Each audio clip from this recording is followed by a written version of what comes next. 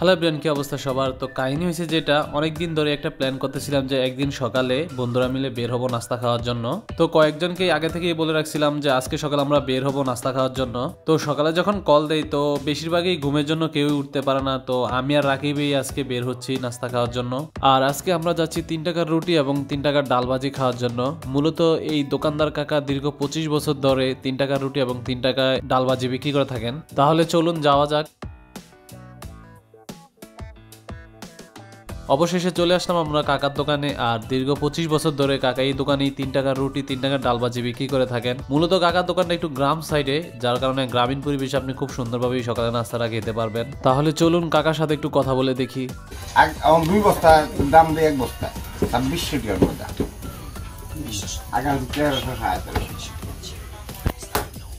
তো এত কমে যে দেন, এখনো যে পরোটা 3 টাকা, ভাজি 3 টাকা, কাকা আপনার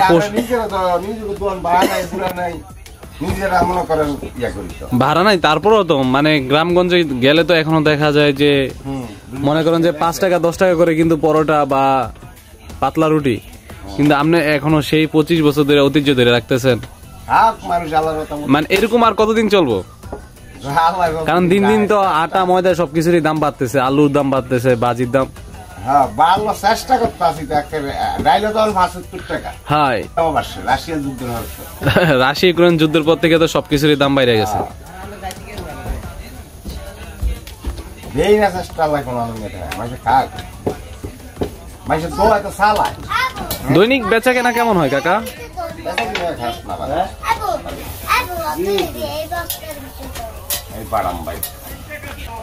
কাকা আপনার এই দোকানের লোকেশনটা একটু যদি বলেন। মানে এই জায়গার নাম মির্জাপুর, গাজীবাড়ি, দিন ইসলাম আমার নাম। এটা মনে হয় তো 13 নং ওয়ার্ড। হ্যাঁ, 13 নং ওয়ার্ড, মির্জাপুর।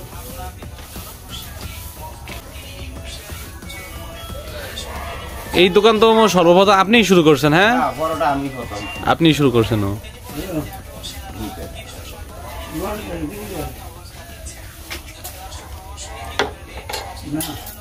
এই যে কাকা 3 টাকা করে পরোটা, 3 টাকা করে ভাজি, তো দৈনিক আপনার কেমন বিক্রি হয়? ভালোই বিক্রি হয়। হ্যাঁ, আপনি তো একাই বিক্রি করেন? হ্যাঁ,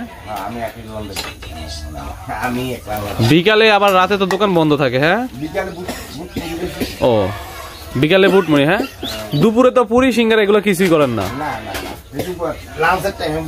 লাঞ্চের টাইম একটু রেস্ট নেন। হ্যাঁ,